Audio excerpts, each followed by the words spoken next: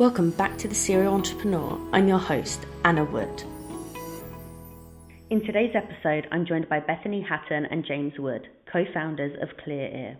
We discuss what it's like to start and run a business as two busy medical students, the importance of accessibility in their service offering, and winning the Young Entrepreneur Award at the Hustle Awards 2025. Let's dig in. Hi guys, welcome to the podcast today. How are you? Hi, yeah, good, thank you. How are you doing today? Yeah, very good, thank you. Thank you for coming on today. Thanks you for having us. Yeah, awesome. I've never done a podcast before. Oh, well, I'm glad to be your first time. So we start every podcast episode with the same icebreaker question, which is, what's your favourite breakfast cereal and why? James, you can go first. Okay, I think my favourite breakfast cereal is it's called Golden Grahams, and it used to be this like kind of crunchy golden squares, but you don't get them in the UK anymore. And I've tried to source them from like everywhere, but I can't seem to find them. But I don't know why, I was just so addicted to them. They were like so sweet, but I think they had like a golden syrupy kind of vibe going. But yeah, I think those are my favourite. You can't get them anymore, which is sad, I don't think anyway. But I think those are my favourite cereals, yeah. I'd say similar vibe, but I like the golden nuggets. I used to love those as a kid. I've not had them since I was probably about 10, but I think they're definitely my favourite. I'd have those. If someone gave them to me, I'd have those. Nice. So would you both be able to introduce yourselves and tell me a bit about your backgrounds? Sure, yeah. So I'm Bethany.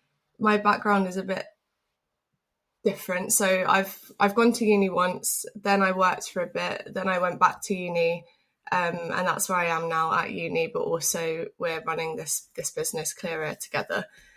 Yeah, I did biological sciences at uni to start with, then I worked at PwC for a bit, and then James and I met at university in Swansea this time round, where we're both studying medicine, and that's when we decided to start ClearEar as well. Yeah, I'm James. I'm also at Swansea University as well. I've never had a full-time job because I've just been studying my whole life, which has been amazing. Yeah, and then we started ClearEar about a year and a bit ago now. Yeah, I quite like gaming as well, and scuba diving and basketball.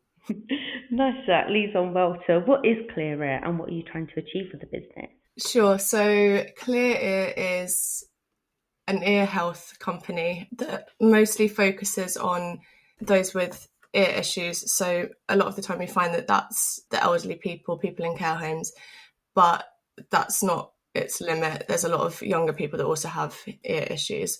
We find that with the elderly community, a lot of the time they have earwax problems. So our primary service to those individuals is removal of earwax and also hearing tests and making sure that ear health is okay. Yeah, that's basically what we do. Yeah, so we're a mobile ear health company, so we go to the care homes because there's kind of issues with like staffing and like transport and things. So yeah, you call us up and then we can either come to you or you can come to us. And yeah, it's all about the idea of like flexibility, really. Mm-hmm. Yeah, and being fully mobile. So we find that the care homes appreciate that a lot because they're really, really busy. They've got a lot of staffing issues, and organising transport is actually really complicated for people with either, they might have learning disabilities, they might also have physical health problems, which means that they can't get out very easily. So us going to them is a really important thing that we've noticed for the care homes.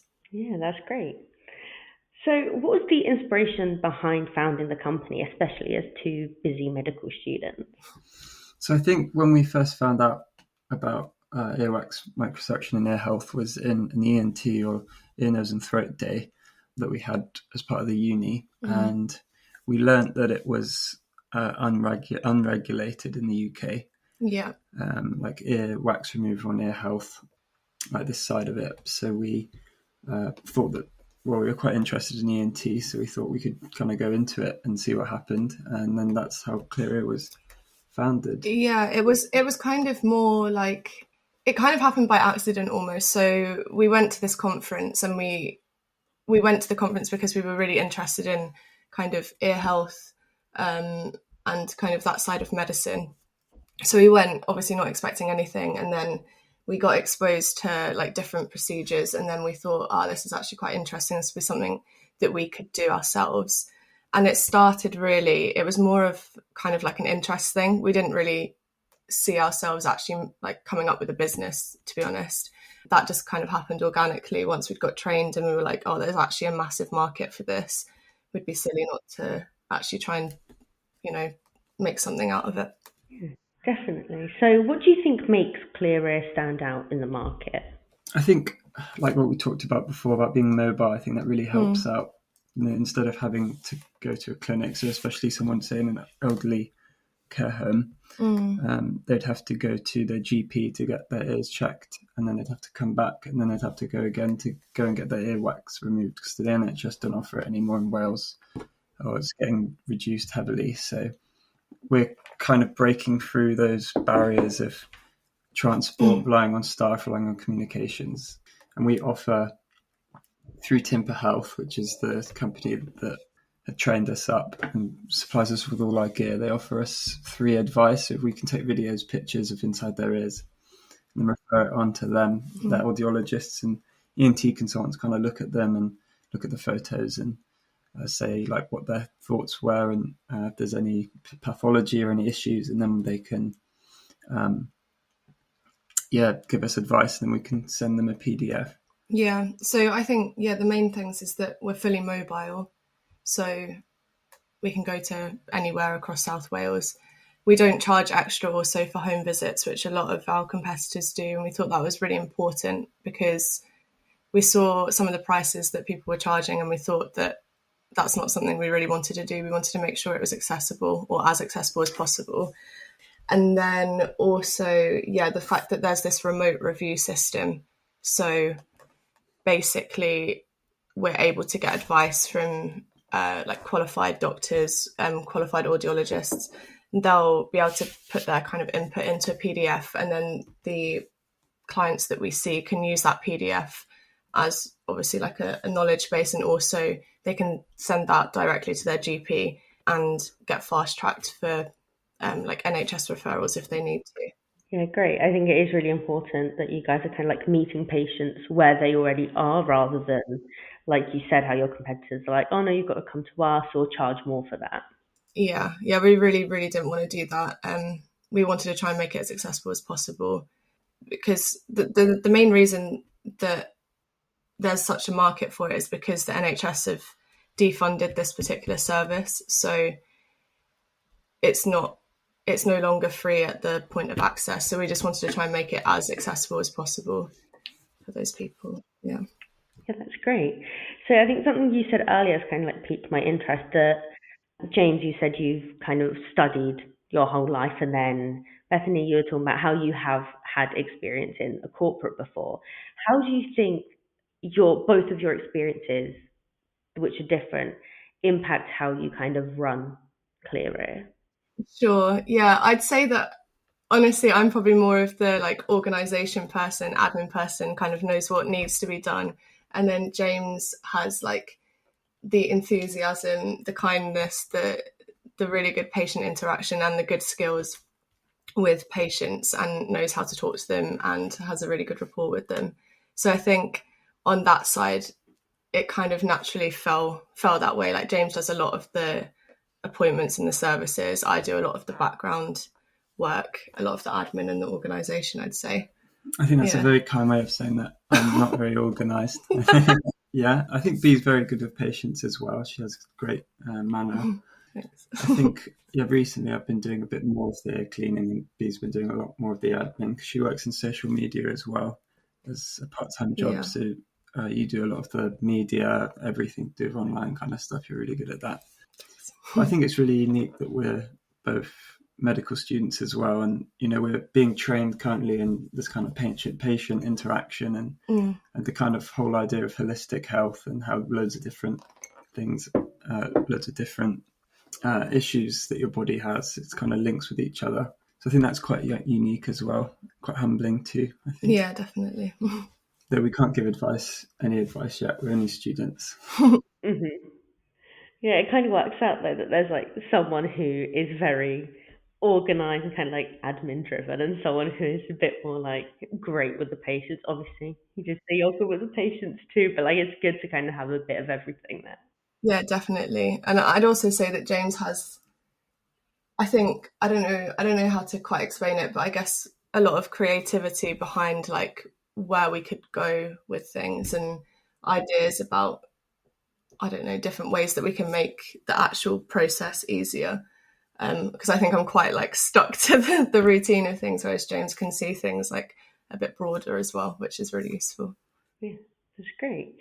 So you're on the podcast today because you won the Young Entrepreneur Award at the Hustle Awards this year. So congratulations for that. Thank you so much. Thank you. How did that make you feel? What does that mean for you? I think it was such an incredible honour. I think, yeah, it's kind of unbelievable that we won. Yeah. I mean, it's such a huge thing that I guess we weren't kind of expecting, because I still feel we're not as, we're growing, but we're not a huge company. A lot of the other companies that are also really, really good, that we were up in the running with, they were amazing. They've accomplished so much, and I think it's been really encouraging and really motivating as well. And I think, yeah, it's just pushed us to kind of think about where things can lead in the future a bit more as well. Yeah, I think it's just such an honor because, all that hard work's kind of showing, and it's nice. It's a really good feeling. Yeah, I'd say that. Well, yeah, it's the first award that we've won, so we're really, really, really excited and happy about that. I think also it kind of, I don't know how to explain it, but I guess kind of like validates the work that we've put in, and like outside of our immediate circle, because our friends and our family are really supportive and really, really like kind to us about what we're doing. But because it's an external validation, it feels different. And also, yeah, just the people that we were up against, we couldn't believe it. So actually, what's really funny is that James and I were supposed to be at the awards night, but we couldn't make it last minute. And I didn't know this, but someone that I used to go to school with was also at the awards night. And we haven't spoken in, I don't know, it's probably about 10 years at least. And he just messaged me with a picture of like the stage, said like big up or something. And I was like, oh, you're at the awards. That's great. Let me know how it goes. And he was like, no, like you just won.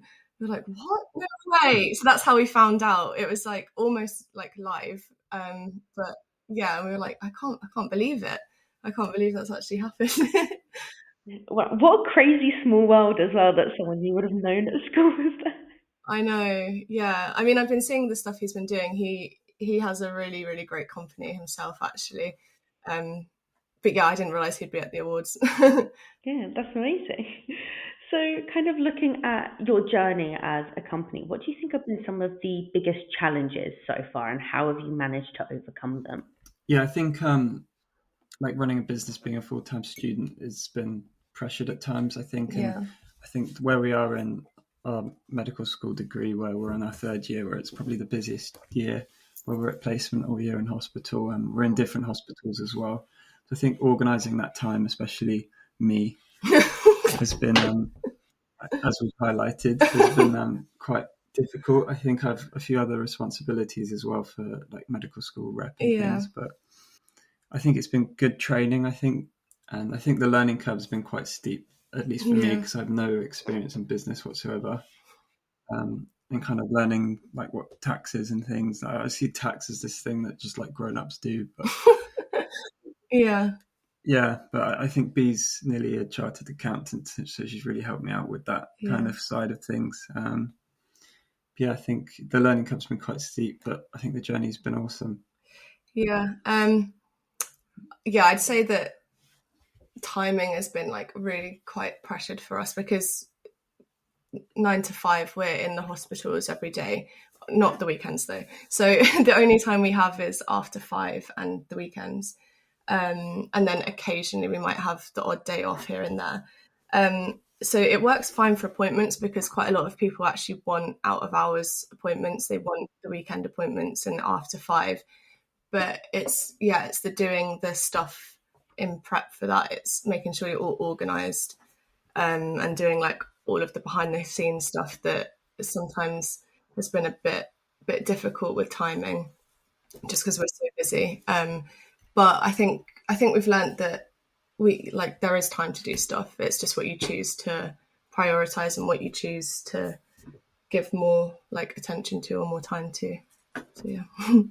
Yeah, I can't imagine how busy it is to run a business alongside kind of doing your placement 9 to 5 and then having a whole other thing to do as well. Yeah, I mean, like, to be honest, it's worked out okay. The only thing that I find really difficult is if we're getting kind of, I don't know, messages or correspondence for something, and obviously we're in the hospital, it's really difficult to put your like attention into like replying to that, and a lot of the time you can't actually do that until you're on like a lunch break or something. So that's I'd say that's probably the most difficult thing, like day to day. But shout out to my mum, who's been our secretary. Yeah, she's been taking all the phone calls for appointments and things like that, and yeah, she's really great. Otherwise, I don't think it would actually be a thing. If she wasn't picking up the calls, I don't know, we wouldn't be able to do it, would we? No. Yeah. So is the team you two and James's mum then? Yeah, that's us. I love that. So what would you say have been some of the highlights on the journey so far for you? Oh, there's definitely been a lot. I think starting out, we thought we wanted to get kind of all trained up and start the company, and when we realized how much the training cost, we were like, oh no, this is a lot of money. And then it just kind of all fell into place. We saw this opportunity with the university for the big pitch, where I think it was partially funded by Santander, and so we pitched for that. Again, not really expecting much of it, but then we were granted an award for that. And then I'd say that was our first like biggest highlight, because that allowed us to actually do the training and allow us to actually kickstart the business. So I'd say that was the first and kind of most important highlight. But then there's been loads of others throughout. James, you can talk about a few. I think I think we wouldn't be here without Swansea University as well, the Young Enterprise team. I think, the support that they've given us to like learn how to set up and the guidance they've offered, and also the funding, they completely allowed us to start ClearEar. As B said, the costs were quite high and we wouldn't have been able to do it out of pocket. So they made that kind of happen, which they did. We're really humbled for. And when we found out that we won was a huge highlight. Yeah. And I think getting the award as well is the Entrepreneur Award. Sounds cool. I think, that was really humbling. I think that was a massive highlight as well. Yeah.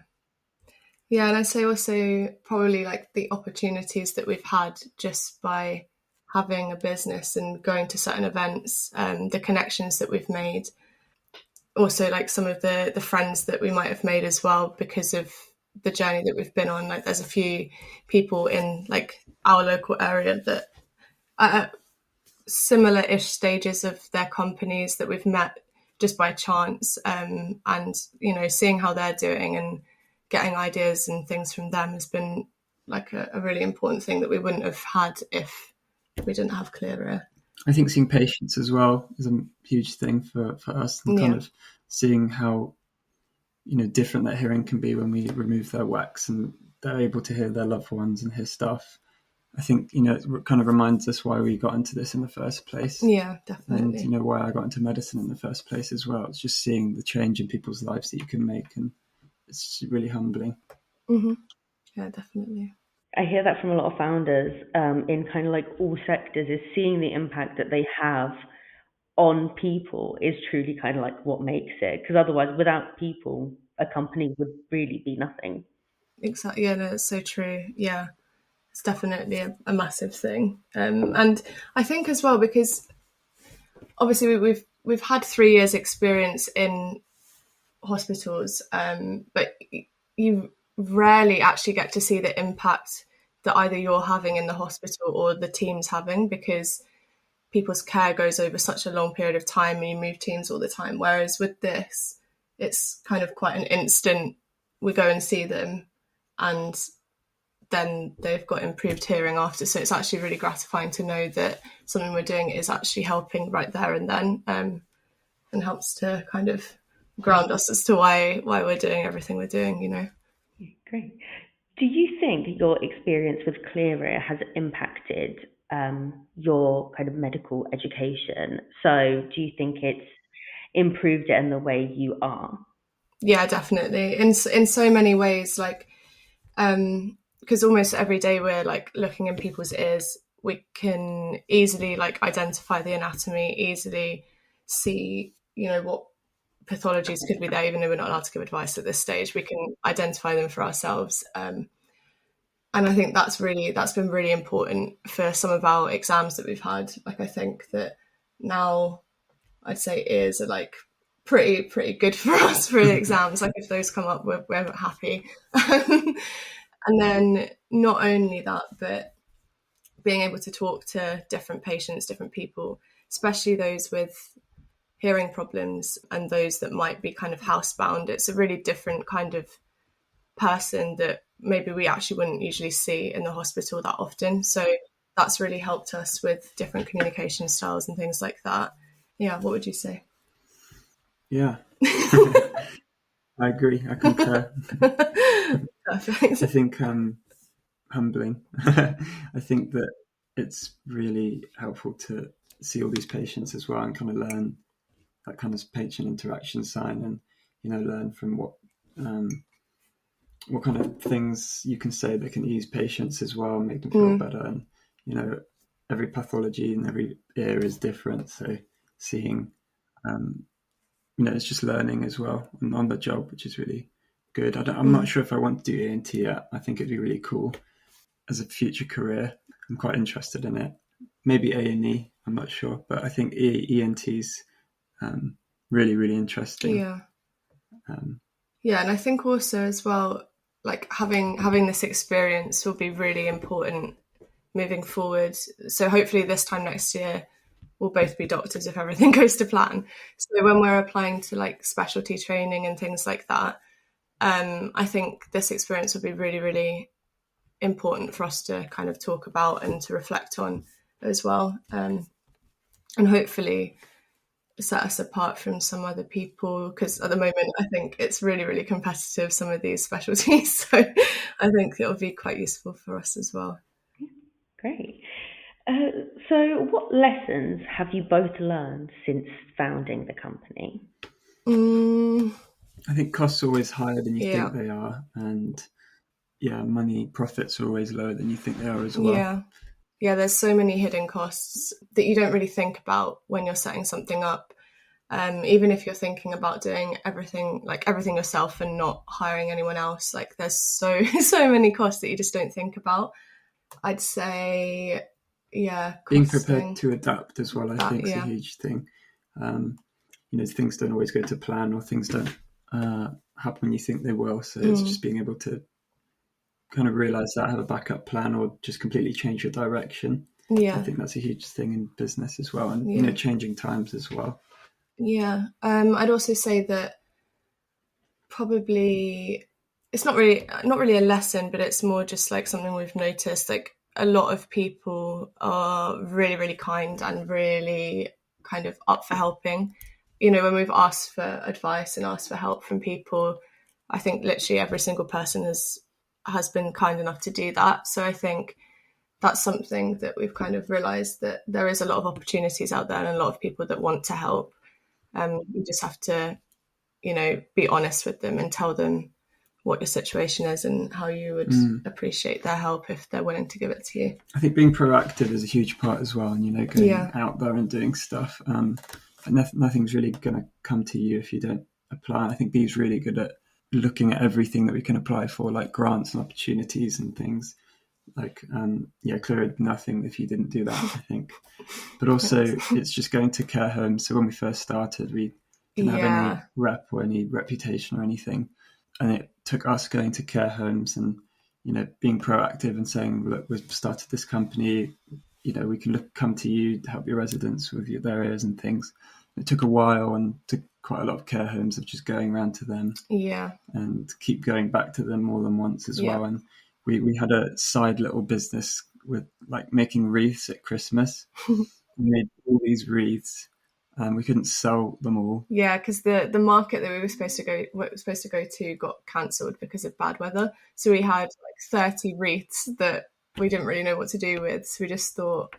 Well, my mum came up with the idea that we should make a few for the care home. Yeah. So we made some for the care homes at Christmas and like brought them and say thank you for, you know, choosing ClearEar and things, or like, hey, hi, we're ClearEar, we do ear health. I think that helped a lot. It did. Yeah, I think put us on the map and stuff. Yeah, it's just persistence as well. Like going, like some of the care homes we had to go to a few times to even just to see someone that could make a decision, just because they're so busy. So it was just persistence and, you know, believing in kind of what you're doing and that you can actually like help people. And then, hopefully something will come out of it. Yeah, that's amazing. The Reed story is so sweet. So I think you touched upon reputation. How did you build your reputation when you were starting out? Yeah, so honestly, when we first started, it was literally just going door to door to care homes to introduce ourselves, say what we did. We'd leave them like some leaflets and things like that. And that definitely took a few months to even get anything in, just because, you know, the care homes, a lot of them were really, really interested. They're like, yes, we've got a lot of people that are really struggling. That's definitely something we're interested in. But just because their line of work is actually just so busy, they basically don't have time to do a lot of like extra things. We found that we had to keep going back to kind of remind them that we're still here. So that's what we did to start with. And then I'd say when we have our kind of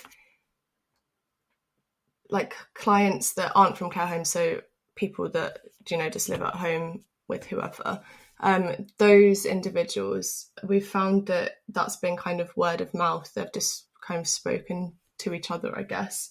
And that's how we've got some more business from that. I think Bee's really good at social media. She does it part-time and stuff. I think, you know, you're really good at like just putting stuff together and posting videos, and you're really creative as well. So I feel that's helped us build, you know, our reputation a lot as well. But yeah, I think just being consistent and friendly and personalised as well. Definitely. Yeah, definitely personalised. I think, you know, we learned one thing from a business advisor at Swansea University where, you know, checking up on them on their like birthdays, on Christmas and things, and just that personalisation aspect is really important as well. And I think it's really easy, the fact there's only 3 of us, that we can be personalised. I think it's really important to make them feel valued as well. Yeah, definitely. Yeah, that's amazing. So you've mentioned the university quite a lot within the episode. How much have you kind of relied on the advice of the university when it came to ClearEar? I'd say advice-wise, quite a bit. I'd say we've done a lot of on our own back, but when we've hit kind of brick walls, that's when we've decided, you know, we need to use the resources that we have and that the university is providing. So that's when we'd go and see the business advisor at the university. I'd say honestly though, like the university, their biggest input for us is just the opportunities they've given us with funding. Like without them, we would honestly be nowhere. I'd say that's the biggest input that they've had. But their advice has also like got us through some difficult times, which has been really important. Yeah, we got recorded a few months ago as well. Yeah, in this big studio with all these lights and cameras and stuff, which is interesting. Yeah, that was at the university as well. So I think they're really like, obviously they're really happy for us, and they've I think they're using us as kind of like a business case so they can promote their services to other students, because I think at the moment they have so many opportunities, and I don't think they're being utilised as much as they can be. So I think they're just trying to, put out some more stuff to kind of show the rest of the university, like what you can do with their help. Yeah, we would actually be nowhere without them, to be honest. So Great. So we kind of spoke about the lessons that you've learned. If you could go back in time to before you started the company, what is one lesson or piece of advice that you wish you could give to yourself back then? oh god, that's difficult. I don't know. One piece of advice. I don't think we've made any huge mistakes yet that we kind of look back at and think, oh my god, I wish that didn't happen, or that was terrible. I think one reason because of that is because I think we've adapted really well, and any hurdles we come over, it's kind of just a road bump, or it changes your direction. I think the direction it does push you, and in the end it turns to be a good thing. And I think any kind of thing that you're looking back at in the future, you don't know how it would be different if that was changed, if that makes sense. So, whenever I come across an issue, I mean, I've always done this since like year 7, and telling my mate, like, who's stressed about his work or like something he forgot to hand in, like I always said, like, in 10 years, like, this literally won't matter. Like, why are you stressing about it? And I think, yeah, I think I always have that mindset of just not worrying too much. I think in terms of like going back and changing anything, I probably wouldn't change anything. I think one thing that would have been more helpful to have is kind of maybe perhaps a knowledge of how